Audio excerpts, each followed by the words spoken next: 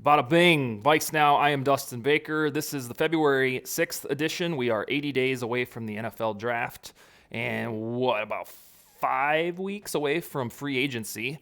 So, because free agency is foremost on the agenda, I want to talk about some realistic and intriguing free agents that the Vikings can acquire. And some housekeeping before I get started. Tomorrow, Christian Darrisaw will join me for about 15 minutes to answer 5 or 6 Vikings questions. He'll be on this show, and you'll get to watch that probably tomorrow or whatever time you're watching this one. You can watch that available. So yes, the Vikings left tackle coming on VikesNow. Pretty exciting. All right, to set the table on free agency, it's what we're going to talk about today. Is right now, per over the cap, the Vikings have the fourth worst or fourth least available cash to spend on free agents. So all of what I am about to speculate or prognosticate is working under the assumption that some of the aging veterans' contracts will be ixnayed, dudes will be traded, restructured, released. I believe that's coming because, as you probably saw, a lot of guys, expensive Vikings veterans, seem to hit a wall in the same few months. And that's problematic for a team that wants to contend for a Super Bowl. Talking about the championship standard, both Kwesi Adofo-Mensah and Kevin O'Connell used that term, and I believe, barring a Kirk Cousins trade, I think they're going to renew again. They won 13 games. They're going to tweak this defense once they find a damn defensive coordinator and give it a go again in 2023, which would mark, 8 straight years of Vikings football where they say that they're all in. I think in 2015 they stumbled into a good season, won the division, it was quite marvelous, lost because of Blair Walsh, and then every year after that, 2016 on, it's all right, we're in this to win this. And I don't think 2023 is going to be any different. So on my list of 5 intriguing free agents that the Vikings can pursue, some of you will be pissed because why? Well, I didn't include any offensive players. I could throw in Myles Gaskin or some running back, but who cares? I just don't really think that moves the needle. I wanted to talk about impact guys, and it was on glaring display during the NFC wildcard game, the loss to the Giants. That defense needs a complete intervention and overhaul. So what I'm speculating is 5 defensive players for the purposes of this episode that can join. Now, there are offensive questions, whether or not Garrett Bradbury comes back. If he does not, then they'll need a center, whether from the draft or from free agency. But other than that, if you look around the offensive depth chart, you start to wonder, all right, well, what do they even need? They have 2 tackles, one of whom we'll talk to tomorrow, and they don't need those. They have 2 guards. Ed Ingram hopefully develops. Ezra Cleveland's set for another year. I know that they need a WR2, fully understand that. But in free agency, that you're faced with overpaying for somebody like Jacoby Myers, Allen Lazard, or Darius Slayton. You'd probably have to drop $15 million at least per season to get one of those guys. And I don't really know if they are worth it. A T. Higgins trade is intriguing, but then he's going to want 20-something million per year and probably can't afford that in the same offseason that you're going to extend Jefferson. So I fully understand the WR2 is a need, but I'm hoping or guessing they address that in the draft. That way, if it's not Thielen on this team, then you can have the new guy from round blah, blah, blah.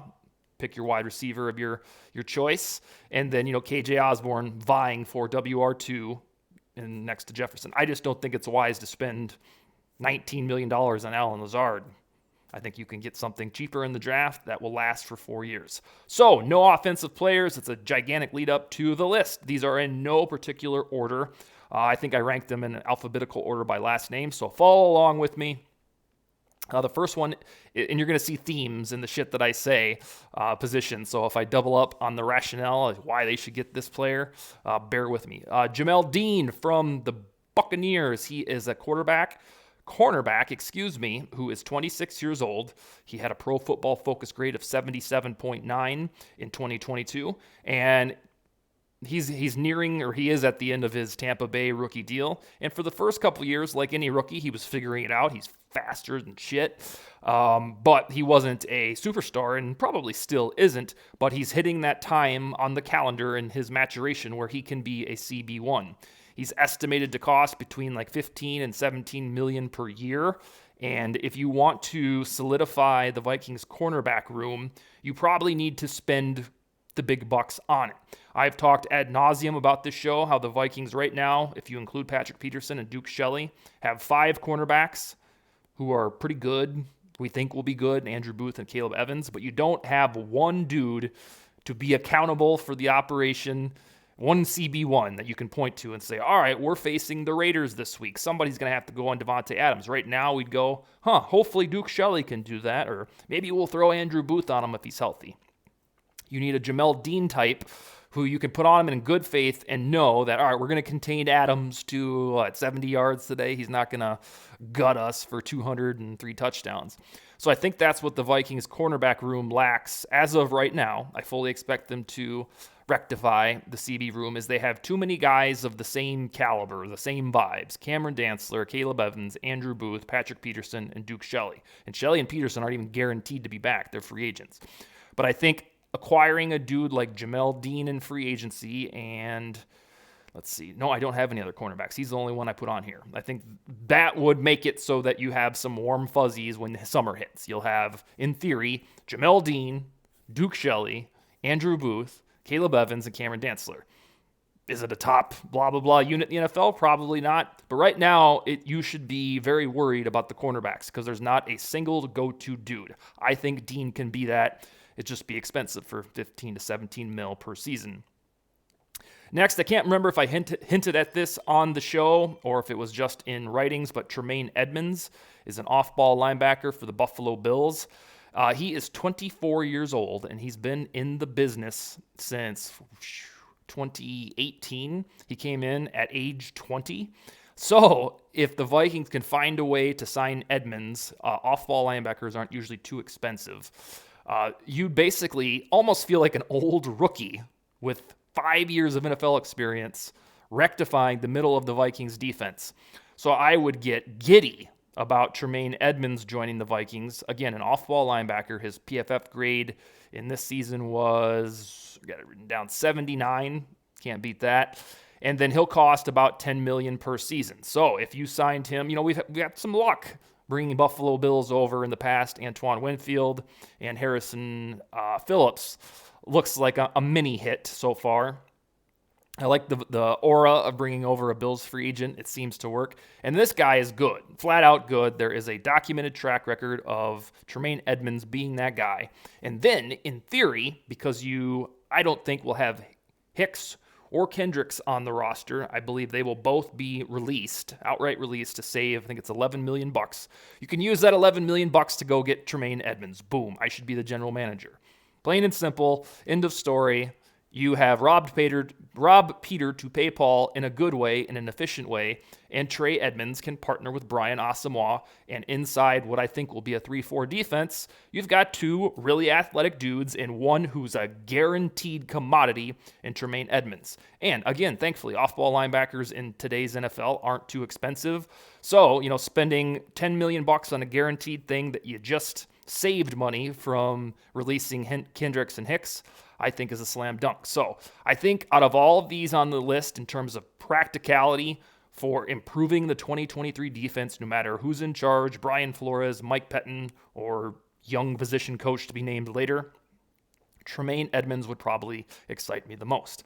The next is where we get a little funky, a little expensive, but I want to put it out in the stratosphere because it can be feasible. Javon Hargrave, a defensive tackle from the Philadelphia Eagles who will play football in 6 days against the Chiefs. He's going to be expensive. He's going to cost about $18-20 million per year, and he's 29 years old, but he's a game wrecker. He had, I believe, 11 sacks this year and a 78.2 grade from Pro Football Focus. I have no idea of knowing if the Vikings want to make a splash on the inside of the line in addition to Harrison Phillips we talked about, or keeping Dalvin Tomlinson. But I'm beyond frustrated that the last really good pass rusher, defensive tackle that the Vikings have employed was Kevin Williams, and they had him when I was a kid. Every year, whether it's Zimmer or O'Connell, they have just some dude who plays in that spot. This is why we banged the drum for Ndamukong Suh for, 5 months, is they usually just slap Shamar Stephen in there, Armin Watts did a decent job in 2021. This year it was Jonathan Bullard. They always just have, throw a dartboard at free agency and, the 38th ranked defensive tackle, he can come play for us. Why don't we stop that shit? Why don't we get aggressive and go get better? Now, Javon Hargrave will be very expensive, but like the other two dudes I've chatted about, he's a guaranteed asset. And he's about to, play in a Super Bowl, maybe even win the damn thing. Although I do like the Chiefs to win that game. I don't know if you care. I don't think I put it out there on record. I'm taking the Chiefs. But yeah, Javon Hargrave is the type of guy that if there is somebody that wants to end the madness of ho-hum defensive tackle play, especially per rushing the passer, you can go hit a home run, spend the big bucks, and get Hargrave. And I should mention, you might think, well, where's he getting all this money? The Vikings are underwater via the cap. We do this every year. Every year when you're renewing these Super Bowl stakes that we chatted about, you're always going to come into the dance underwater, especially when you're paying Kirk Cousins $35 million per year. And every year they end up signing free agents. It's the same shit. We do it for the Saints every year. Any team that's contending on a year-to-year basis usually looks at the cap at this time of the calendar and goes, oh, son of a bitch, we don't have much money. And then their cap wizard, Rob Brzezinski, does this thing, and you're fine and dandy. So if Minnesota targets the aging veterans who we've assumed are on the chopping block, Adam Thielen, C.J. Ham, Dalvin Cook, Eric Kendricks, Jordan Hicks, perhaps Harrison Smith, they can get that cap availability up to about $35 or $40 million.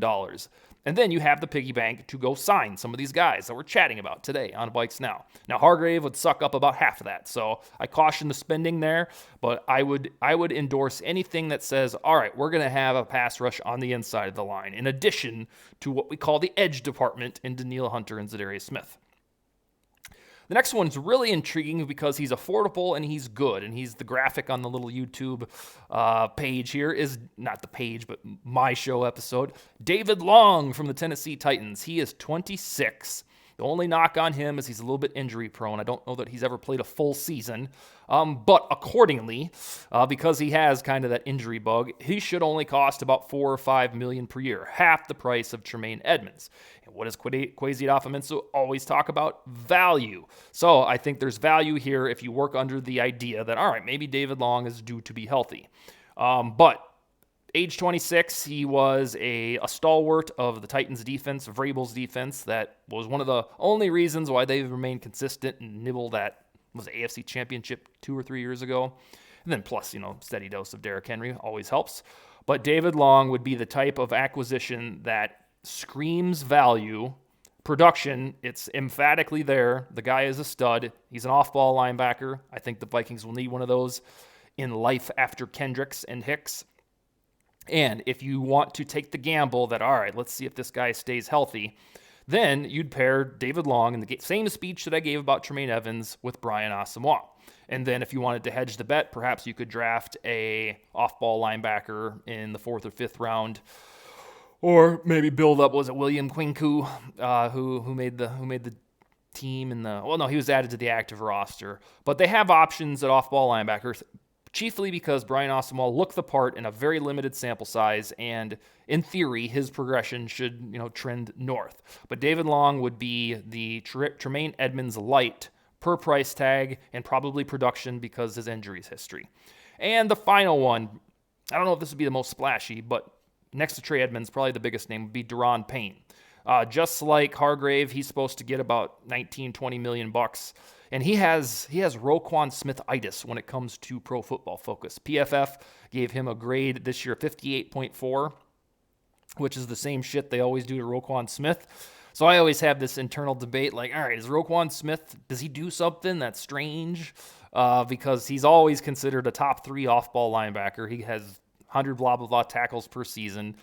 Always a Pro Bowler, but PFF was like, nah, we don't like him. Well, they kind of do that. They did that this year with Daron Payne, but he's another guy that, like Hargrave, had 11 and a half sacks. And if you want to introduce the motto that I've been talking about being titans of industry on the inside of the defensive line, while you also have Hunter and Zadarius on the outside, Deron Payne is a dude that I don't think will return to the Commanders. And for a mere $20 million per season, he could come play for the Vikings. He's also mean and the type of dude that you want to inspire quarterback terrorism. So I'll go from the top. You can jot these down. And again, these are shooting for the stars. There's going to be oodles of acquisitions of guys that some of you have never heard of. Kind of like the Austin Schlottmans last year. You're like, oh, yeah, who's that? There'll be all kinds of ones like that, and I'm sure we'll get into shows about those individual signings.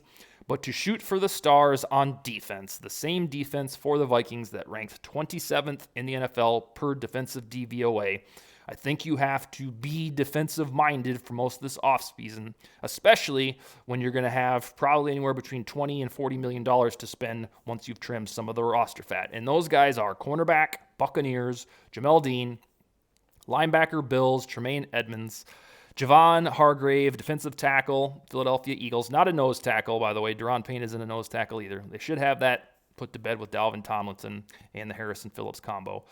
David Long, probably a quiet front runner in this because of his price tag. He is a linebacker, an off-ball variety for the Tennessee Titans. And then defensive tackle, not a nose tackle, Deron Payne, who basically plays in Aaron Donald's spot, but he's not that good. So defense, I think, should be on the menu. If you think there needs to be more of an offensive focus, put in the comments who you think should be WR2 from free agency, because I just don't like them spending all that money on a Alan Lazard or Jacoby Myers. They don't move the needle for me. I'm hoping they get some guy in the draft that is Jefferson Light. That's exciting and not just Lazard. So all right, tomorrow we'll be back with Christian Darrisaw. Wednesday, Josh Fry. And then hopefully Thursday or Friday talking about a new defensive coordinator. Skol, baby.